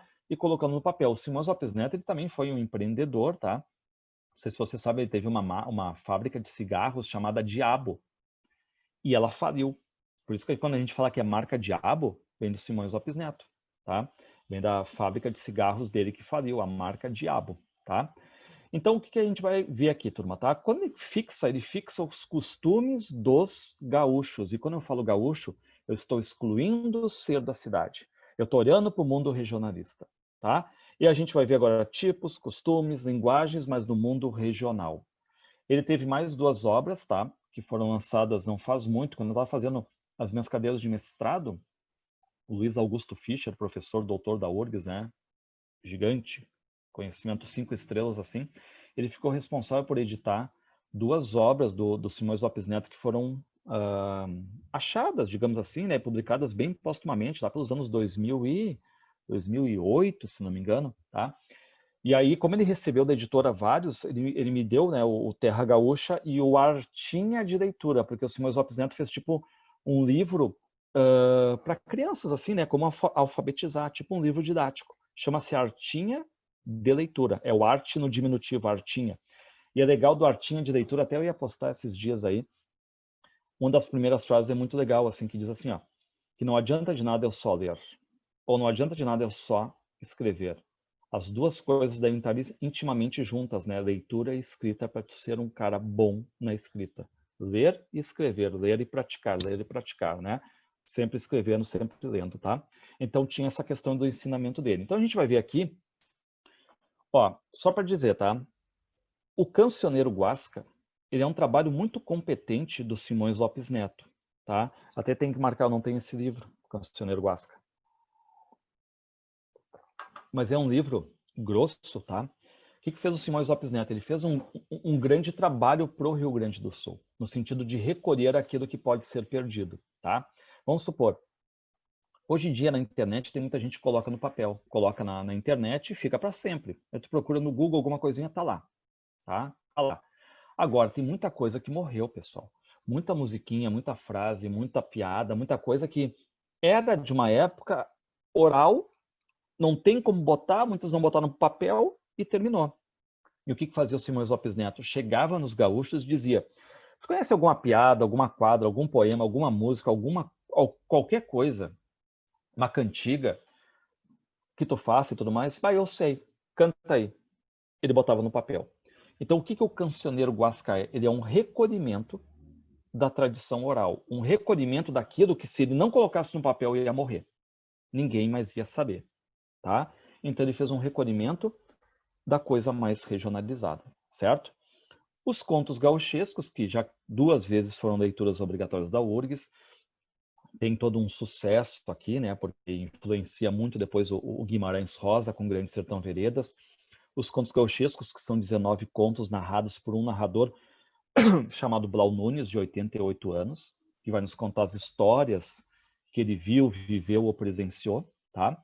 Lendas do Sul, outro detalhe, lenda não tem dono, tá, turma? Lenda é anônima, lenda é tradição anônima. Ninguém sabe quem fez a lenda. E o que aconteceu? O Rio Grande do Sul tem várias lendas, né? Negrinho do Pastoreio, Boitatá, Salamanca do Jaral, que é a Tênia-Aguá, lá que aparece até no continente. Então, o que fez o Simões Lopes Neto? Ele pegou essas lendas, já que elas não têm dono, e escreveu da maneira deles, da maneira dele, ou seja, estilizando, colocando o estilo dele, o mesmo escrita, mais regionalizada e tudo mais. E aí você sabe, né, que uma lenda, eu posso ter 200 variações da lenda. Eu posso entrar na internet agora, pegar a lenda do Negrinho do Pastoreio, vocês vão encontrar, sei lá, 200, 300, qualquer um pode escrever. Mas a lenda, ela tem basicamente assim um tronco. E aí as pessoas vão colocando uma coisa a mais aqui, uma história a mais, uma vertente a mais. Enfim, mas ela tem mais ou menos o mesmo tronco, tá? Aí tu mudou a linguagem, botou uma linguagem na internet, uma regionalizada. O que ele fez? Ele pegou essas lendas do Sul, Negrinho do Pastoreio, Boitatá, Salamanca do Jaral, Tênia-Aguá, e colocou no papel, do jeito dele, do estilo dele, tá? E casos de Romualdo, o Romualdo é um gaúcho mentiroso. Então o que ele fez? Ele pegou esses causos todos do Romualdo aí, ele inventou um gaúcho mentiroso, tá? Aquele gaúcho que, enfim, quem já leu o Alto da Compadecida vai lembrar um pouco o Chicó, porque o Chicó é um mentiroso ingênuo, né? O Chicó, eu só sei que foi assim. E o que diz o Romualdo? O Romualdo tá numa roda e diz, eu fiz isso aqui e tudo mais, pesquei um peixe assim e tal, assim. Não, mas só um pouquinho, tá muito estranho isso aí. Tem alguma testemunha? Assim, bom, perguntem para minha mãe. A minha mãe viu isso aí e tudo mais. Sim, mas a tua mãe tá morta? Sim, mas isso aí é outro papo, mas que ela viu, ela viu. Então ele tá sempre aumentando, fazendo as histórias. Claro que não tem muita qualidade literária, entra mais em piadinha, tá? Porque onde a gente tem mesmo a qualidade dele é nos contos gauchescos, tá? Que vai ter esse universo gauchesco. Se vocês pegarem os contos gauchescos e fizerem assim, dar uma torcida nele, vai pingar sangue, porque esse universo gauchesco é um universo violento, em que as pessoas faziam muita vingança, muita questão de ódio. A mulher como mulher muitas vezes aparece como objeto ali e fruto dessas brigas todas que acontecem entre eles, a honra, a valentia, tá? Então vamos pegar aqui um pouquinho dos contos gauchescos. Ó. O narrador, primeiro você tem um narrador, que é o Blau Nunes, 88 anos, e de novo, turma, se eu coloco um narrador mais velho, eu tenho que respeitar este narrador mais velho. Literatura, quando coloca pessoas velhas, pessoas experientes, é que elas têm algo para falar. Quem é que se lembra aqui, por exemplo, do velho do Restelo dos Lusíadas? Pô, o velho do Restelo é aquele personagem que lá pelas tantas tem, né, enfim, toda a sua experiência para dizer, ó, pessoal, vocês querem só conquistar, Portugal é um pedacinho de terra, tá? Cuidem, né? Ah, chama atenção já para vocês agora, tá? Romance que entrou este ano na prova da URGS, este ano, em terceira pessoa, curtíssimo, já tem a videoaula lá no canal se vocês querem ver, chama-se Ponciá Vicêncio da Conceição Evaristo. Ela colocou uma personagem lá que é a Nengua Cainda. Nengua Cainda. Ela é velha, ela é uma sacerdotisa, meio que profetiza as coisas, e o que ela está profetizando, digamos, vai acontecer. Então ali está toda a sabedoria daquela cultura deles, da cultura do negro, sintetizada nessa personagem chamada Nengua Cainda, que a gente vai assistir a morte dela no decorrer do livro, tá? Mas não se esqueçam, ela é a personagem que sintetiza o conhecimento, tá? Então vocês têm aqui o Blau Nunes. Aí olha só, eu tô lendo Dom Casmurro, tá? Eu tô lendo Dom Casmurro. Aí lá pelas tantas, para quem o Bentinho tá narrando? Ei, amigo leitor, olha, ei, amiga leitora. Tá escrevendo pro leitor. Quando alguém narra em primeira pessoa, o foco dele é achar o leitor, tá? Agora, tem alguns que vão mexer nessa questão do foco. Não é para uma plateia de leitores. No caso aqui, o Blau Nunes, reparem agora a estrutura, tá? Que vai ser igualzinha depois ao Guimarães Rosa vai colocar no Grande Sertão Veredas. O Blau Nunes está aqui e diz assim, ó, vai chegando aí, tá chegando um rapaz bem mais novo que o Blau, não diz a idade, mas mais novo que o Blau, tanto que o Blau poderia ser o teu avô. Esse rapaz está chegando, ele não conhece as histórias antigas, não viveu esse mundo, tá? E quer conhecer. Para isso, ele precisa de alguém que viveu isso e que tenha a capacidade de uma grande memória, como vai ser apresentado o Blau Nunes, um cara dotado de uma memória de rara nitidez. E o Blau Nunes vai contar para este interlocutor que nunca vai abrir a boca. A gente sabe que ele está ali, mas ele não abre a boca. Por isso que é silencioso, tá? Ele vai contar as histórias dele, tá? Tá, e como é que a gente sabe que ele está ali? Porque ele está dizendo assim, Vancê está rindo, é que Vancê não é daquele tempo. A gente notou que ele estava rindo. Por exemplo, ó, é como se a gente estivesse ouvindo alguma coisa no telefone, né? Alguém está ali, né? A gente não está ouvindo o que está do outro lado, mas tu está ouvindo a conversa dele, assim, não, eu não vou poder ir hoje, assim. Amanhã? Amanhã sim. Repare que a gente até compreende o que o outro está dizendo do outro lado muitas vezes. E é isso que acontece nesse interlocutor silencioso. Porque o Blau chega e diz, então você quer saber como é que foi a guerra lá dos farrapos? Pois vou lhe contar, tá? Então, quer dizer, ele acabou de perguntar sobre a Guerra dos Farrapos, mas ele não falou. A gente vê pelas palavras do Blau, tá? Os contos são transcorridos no passado, até porque o Blau Nunes vai dizer, olha, no passado, cada gaúcho passava e a gente tirava o chapéu. Hoje, onde é que a gente acha isso? O Blau é nostálgico totalmente. Para ele, o mundo verdadeiro é o mundo do passado, aquele mundo que morreu, tá? Temos referências à Revolução Farroupilha, até porque o Blau vai dizer que foi, digamos assim, participou na Revolução Farroupilha, era amigo do Bento Gonçalves, as Guerras Platinas, a Guerra do Paraguai. O Blau Nunes ele é um conhecedor do mundo gauchesco, tá? Ele não é um jovem, turma, ele é uma pessoa com 88 anos, tá? E vai nos contar 19 contos mais a apresentação dele, tá? E nesses 19 contos, não se esqueçam, alguns contos, ele vai ser o protagonista. Aconteceu com ele, tá? Toda a cena aconteceu com ele, como 300 onças, que ele ficou encarregado de fazer um pagamento de um gado e acabou perdendo a guaiaca, tá? Quer dizer, depois, claro, os amigos passam, acham, devolvem e tudo mais, né? Mas aconteceu com ele. Tem o conto, por exemplo, Jogo do Osso. O Jogo do Osso, ele não acontece com Blau. mas ele disse, eu já vi jogarem uma mulher no jogo do osso. Deu briga, deu morte, eu estava lá, eu vi, ninguém me contou. Então, quer dizer, ele é um testemunha, sabe? A briga está acontecendo, não é comigo, mas eu estou olhando e eu vou contar. E aí tem um outro tipo de conto também, né? Que é aquele conto assim como o Melancia e o Coco Verde, que ele vai dizer para esse interlocutor silencioso, olha, eu não vi, eu não estava lá, nem aconteceu comigo, mas me contaram, e quem me contou é de confiança e eu posso reproduzir para ti. Então, assim, ó, os três tipos de conto que o Blau Nunes conta nesses contos gauchescos é aquele conto em que ele é o protagonista, aconteceu com ele, é aquele conto em que ele é uma testemunha ocular e está olhando tudo que está acontecendo, ou é aquele conto que ele não participou, não viu, mas alguém contou para ele, sabe? Ó, conta e reconta. Muito comum na nossa vida, né? Alguém contou uma coisa para ti, tu vai recontar com as tuas palavras, às vezes aumentando, diminuindo, enfim, mas tu está contando, né? Tá? Aqui, reparem agora, só para a gente encerrar aqui essas questões aqui, tá? Diz assim, ó, assinala a alternativa correta sobre Simões Lopes Neto. Trata-se de autor pelotense, sim, que realizou obra de cunho regional, sim, sem ter atingido o patamar de construção de uma linguagem literária. Falso totalmente, né? Porque ele construiu uma linguagem literária. Inclusive que ele estiliza do jeito dele, né? Costuma ser incluído no período do pré-modernismo, porque seus textos misturam narrativa e poesia, nada a ver. Por que ele está no pré-modernismo? Porque ele não está se encaixando em nenhuma outra escola ali, né? Original. Publicou uma série de narrativas curtas em contos gauchescos, obra em que o gaúcho é comparado a outros tipos brasileiros regionais. Não, é só gaúcho, gaúcho. Nem com o mundo urbano ele compara. Os seus relatos são focalizados por um narrador distanciado, não é próximo, é o Blau Nunes, é em primeira pessoa, e deixam transparecer a própria linguagem da natureza local. As lendas e os contos que ele escreveu reelaboram ficcionalmente a história e a linguagem oral da região, sim, transformando em linguagem literária, em texto literário. Assinale a alternativa que preenche corretamente as lacunas denunciadas abaixo na ordem que aparecem. Contos gauchescos de Simões Lopes Neto são narrados por... olho lá, Romualdo ou Blau Nunes? Ah, não, Blau Nunes, Blau Nunes. Um gaúcho que é jovem, jovem rebelde ou maduro e altivo? Maduro, né? Jovem não tem nada, ali 88 anos, né? Que conta suas histórias para quem? Para uma plateia ou para um interlocutor silencioso?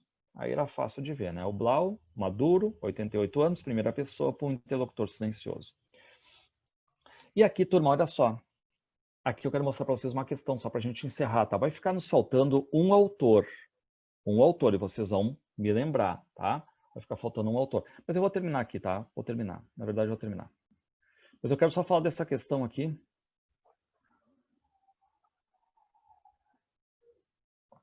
Que ela caiu no Enem.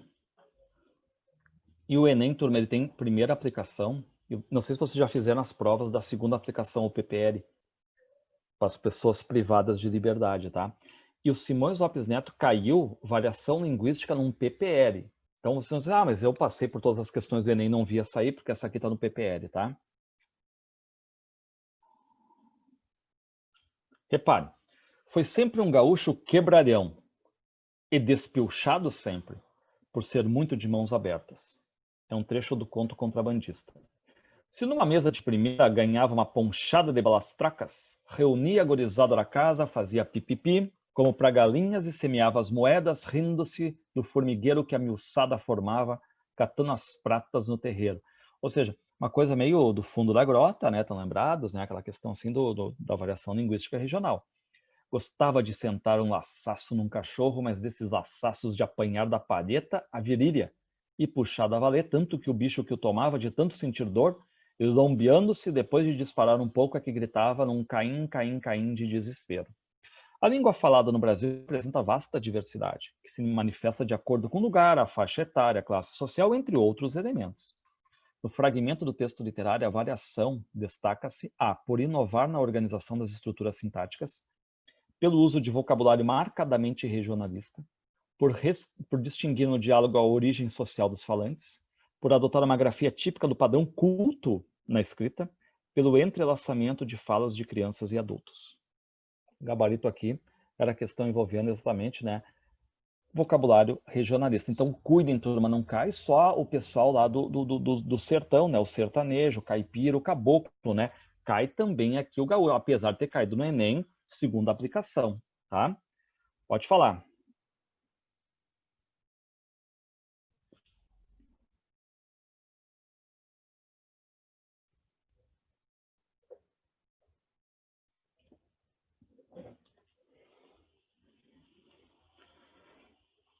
Porque assim, ó, aparece muito disso aí, né, também, dessa questão da linguagem mais do caipira, do caboclo, é muito comum. Aí do Rio Grande do Sul, tu vê, né, nessas 1.500 questões na história do Enem aí, incluindo a primeira e segunda aplicação, apareceu uma só.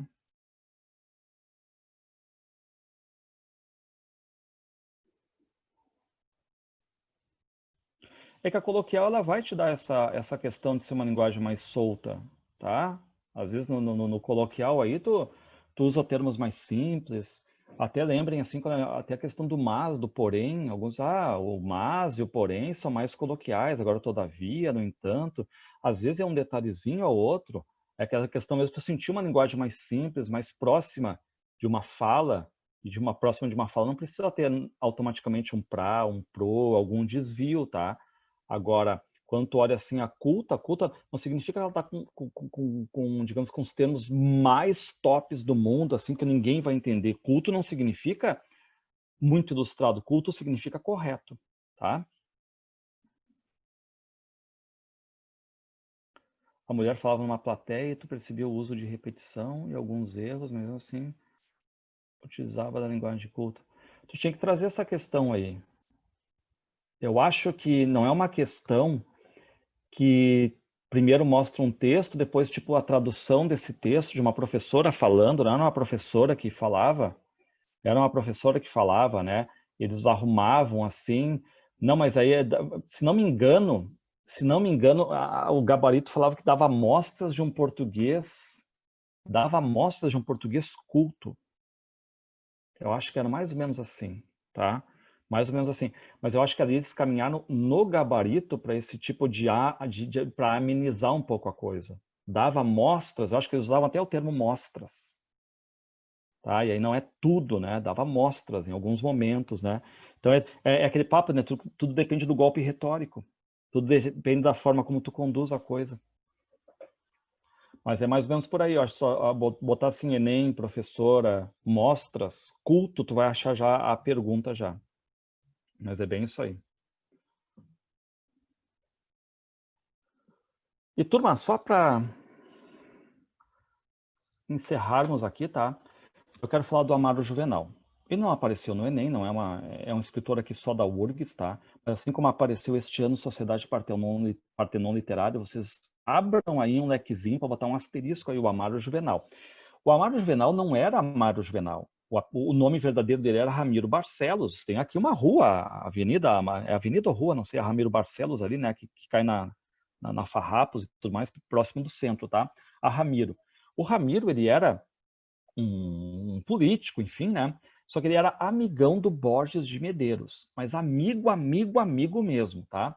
Só que assim, aquela coisa toda que vocês sabem que o Borges de Medeiros ele vai se perpetuar no poder. Depois que sai o Júlio de Castilhos, o Borges fica, sei lá, 5 mandatos.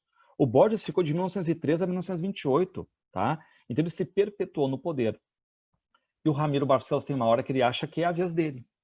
Deixa eu entrar nessa barca, também quero, né? Ser o chefe do governo, essa coisa toda. Chefe de Estado, né? O governador ali. E aí o que vai acontecer é que o Borges de Medeiros, tá? Abre meio que uma conversa do Ramiro e diz, o Ramiro tá enchendo o saco e tudo mais, ele que vai a merda.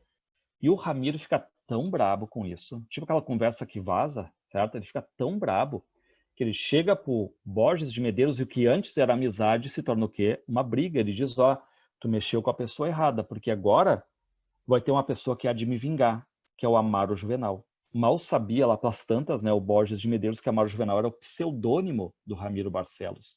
Então vocês marquem, né, que Amaro Juvenal é pseudônimo de Ramiro Barcelos.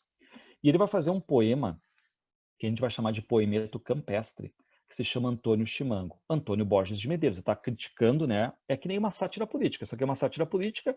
Acrescentem junto o Triste Fim de Policarpo Quaresma e as cartas chilenas do Tomás Antônio Gonzaga do Arcadismo, tá? Quando eu digo que é um poemeto campestre, é em forma de poesia. Campestre, campo. Associem a Simões Lopes Neto. Mesma linguagem, e eu estou falando do campo. Não estou falando do mundo urbano, tá? É uma sátira política, certo? Então o que ele faz? A história é muito simples e até não tem muita graça, tá? Mas reparem, eu estou olhando só para os personagens da esquerda. Nós estamos numa estância chamada Estância de São Pedro, tá? Em que temos um coronel que manda, que é o Coronel Prates, que está querendo lá pelas tantas alguém para colocar no seu lugar, para ser tipo um capataz, um laranja. E aí surge o Antônio Chimango, tá? E ele chega para o Antônio Chimango e diz: Antônio Chimango, olha só, eu preciso de alguém para ser o meu capataz aqui, mas com uma condição, eu governando por detrás, tá? Eu poderia escolher qualquer um dos meus peões, são muito bons, competentes e tudo mais, mas eu vou escolher a ti. Por quê? Porque tu é incompetente e pode ser pau-mandado. Entendo que durante todo o livro, ele está atacando fortemente o Antônio Chimango, que é, na verdade, o Borges de Medeiros. Então, o que vai acontecer com o Borges? Ele é dado como incompetente, como pau-mandado do Júlio de Castilhos, tá? Só que, entenda, eu estou olhando só apenas a parte literária, depois a gente vai dar nome aos bois. E aí chega o Coronel Prates e diz assim: Aureliano, vem cá, meu secretário. Aureliano, ensina este Antônio Chimango, este Maturrango, as manhas de governar. Ensina aqui a nova doutrina. E aí chega o Aureliano e diz: ó, toda vez que tu vai estar no poder agora, mas um poder fictício, né? Porque tu é um laranja, tu é um incompetente, tu é um burro, mas tu vai assumir as broncas. Se der um sucesso, não foi teu, foi do Coronel Prates. Se der uma cagada, foi tu que vai ter que assumir, ponto final, tá? Bom, resumo da história. O Antônio Chimango assume, ele é o capataz da Estância de São Pedro, só que um dia, assim, como diz o texto, né, não é assim, assim, o Coronel Prates morreu. E aí o que acontece quando o Coronel Prates morre? O Antônio Chimango assume. E quando ele assume é meio Paulo Honório ali, estão lembrados? Paulo Honório, ele vai levar São Bernardo à decadência de novo, né? E aí termina o Rio Grande do Sul a bancarrota, a falência, a decadência na mão do Antônio Chimango. Do lado vocês têm os nomes, tá? Quem é que é Antônio Chimango? É o Borges de Medeiros. Quem é que é o Coronel Prates? É o Júlio de Castilhos, que acaba morrendo na obra, né? Para dar lugar à perpetuação do poder de Borges de Medeiros. A Estância de São Pedro é exatamente o Rio Grande do Sul. O Aureliano é o Aurélio Bittencourt, que era um secretário do Coronel Prates, e a nova doutrina é o positivismo. Quem vai fazer, olhem bem agora, tá? Eu vou me estender mais uns 3, 4 minutinhos, tá, pessoal? Quem vai fazer a Santa Catarina, tá? Olha lá no canal, eu botei já aquela obra do Chico Buarque, Fazenda Modelo, que o Chico usa uma fazenda com bois, administrados por um ditador chamado Boi Juvenal, para metaforizar o Brasil, né? Fazer aquela questão toda, meio fábula do Brasil, tá?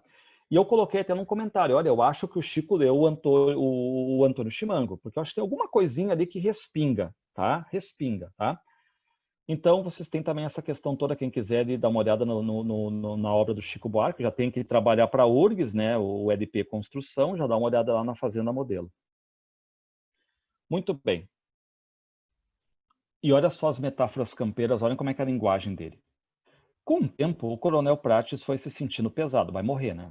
Tinha muito trabalhado naquela vida campestre, do campo, onde ele, com mão de mestre, tinha tudo preparado. Reparem que o livro não bate no Coronel Prates, que é o Júlio de Castilhos, fala bem.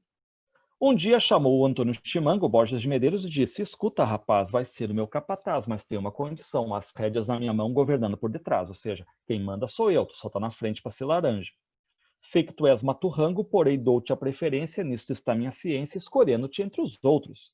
Eles, todos os meus peões, sabem domar potros, são pessoas boas, né, enfim, competentes, mas tu tem o principal que eu espero de alguém, que é a obediência, pode ser um pau mandado. Aí eu tô pegando só uns trechos, né? Um dia, assim, de repente, essa notícia correu. O Coronel Prates morreu. E quando o Coronel Prates morre, quem é que assume? Antônio Chimango. E o que ele faz com a estância? Pobre estância de São Pedro que tanta fama gozaste no passado. Como assim te transformaste dentro de tão poucos anos? De destinos tão tiranos não há ninguém que te afaste. Na mão do triste Chimango, olha aqui as metáforas campeiras, ó, de decadência. O arvoredo está no mato, o gado é só carrapato, o campo cheio de praga. Tudo depressa se estraga num poder de um insensato. E assim como lá no Policarpo Quaresma, o folgado satirizado é o Floriano Peixoto, aqui é o Borges de Medeiros, tá? Ó, leia os versos abaixo extraídos do poema satírico Antônio Chimango de Amaro Juvenal. É os mesmos que eu tinha lido agora há pouco, tá? Reparem, assinale incorreta. O poema satiriza a figura de Borges de Medeiros, sim. Aqui referido como Chimango, sim, o Antônio Chimango, que governou o Rio Grande do Sul de 1903 a 28, sim, durante 5 mandatos. E aqueles mandatos, assim, sabe, de morto votando, voto de cabresto, né, e tudo mais. O autor dos versos é adversário político do governador Borges de Medeiros. Sim, o autor dos versos é o Amaro Juvenal, que na verdade é o Ramiro Barcelos, sim. Os versos detalham a oposição entre o campo e a cidade. Não tem cidade, assim como Simões Lopes Neto não tem cidade ali. Descrever não tem comparação com a cidade. Nos 2 primeiros versos, o poeta refere-se nostalgicamente ao passado de glórias do Rio Grande do Sul. Sim, lembrem, né? Que tanta fama gozaste no passado. Os versos 7 a 12 expressam por meio de metáforas campeiras a incompetência e a inabilidade do Chimango para governar o Estado. Verdade também. Vocês viram o gabarito aqui? Tá? Cidade não, nem no Simões Lopes Neto, tá? Considere as afirmações abaixo com relação ao poema Antônio Chimango de Amaro Juvenal. Ele ridiculariza, satiriza através do personagem Antônio Chimango, o presidente do Estado do Rio Grande do Sul, Borges de Medeiros. Verdade. Ele atribui a Júlio de Castilhos o papel do Coronel Prates. Verdade. O último administrador democrata da Estância de São Pedro, o Coronel Prates capaz de herdar o poder de Borges de Medeiros. Não, só para quem é que herdou o poder. O Borges herdou do Coronel. Vocês tinham que lembrar do resumo da história. Tá? Ou também da história do Rio Grande do Sul. Não é o coronel que está herdando o poder do Borges. Quem vai herdar e se perpetuar no poder é o Borges. Está errado. Ele apresenta Aureliano, espécie de secretário do Coronel Prates, como responsável por ensinar ao Chimango as manhas de governar. Verdade. 1 e 3. Tá? Então era isso que tinha, na verdade, né, de questões aqui. Tá? Deixa eu só fechar aqui. Acho que teremos diagnóstico de tipo por 2 semanas. Até qual escola literária vai a primeira semana? Eu acho que vai até o arcadismo, viu? Acho que vai até o arcadismo. Porque eu botei ali humanismo do Gil Vicente, botei classicismo do Camões, barroco do Padre Antônio Vieira e do Gregório, antes literatura informativa, tá? Caminha e resto, e o arcadismo. Eu botei 5 movimentos, tá? Aí no próximo, sim, um próximo um pouquinho mais pesado, tá? Que o próximo entra romantismo, realismo, naturalismo, parnasianismo, simbolismo e pré. Tá? Então é isso aí, certo? Turma, e no próximo encontro de aula mesmo, a gente vai entrar nos antecedentes da Semana de Arte Moderna, tá? Que a gente vai levar pelo menos 1h30 para falar só de antecedentes, as vanguardas todas. E aí, depois na próxima, a gente entra na Semana de Arte Moderna e o que aconteceu de tumulto, de briga, de fofoca, tudo que vocês vão ver sobre a Semana de Arte Moderna, tá? Então, a gente terminou, digamos, a parte mais acadêmica, sendo que esse pré-modernismo é um academicismo mexido com o modernismo, tá? Vocês viram isso, tá? A gente, em suma, terminou agora, tá? Fechamos então, pessoal? Deem um tchau aí para mim, vê se tá tudo ok aí, tá? Tenham todos uma boa semana. Façam com calma os exercícios, pessoal, tá? Façam com calma, por quê? Porque vocês não estão numa prova agora, tá? Agora é hora de errar e tirar todas as dúvidas. Eu botei questões, inclusive, dissertativas, tá? Para vocês pensarem na coisa, pensarem mesmo, tá? A gente está entrando numa fase importante que agora que é o final dos clássicos, dos modernos, tá? Grande, então, abraço a todos. Fiquem muito bem de saúde aí e até. Se quiserem um materialzinho, estão lembrados, né? Esse materialzinho que é só do pré-modernismo, ele está completo com todas as questões, tem Enem, URGS, não estou trabalhando outro tipo de questão, tá?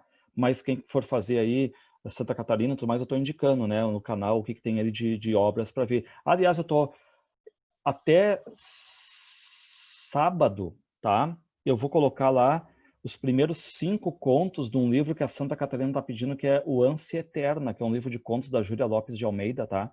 São contos, alguns não são tão bons, mas tem contos bons, tá? Então eu já vou colocar os primeiros 5 lá, tá? Então um abração a todos.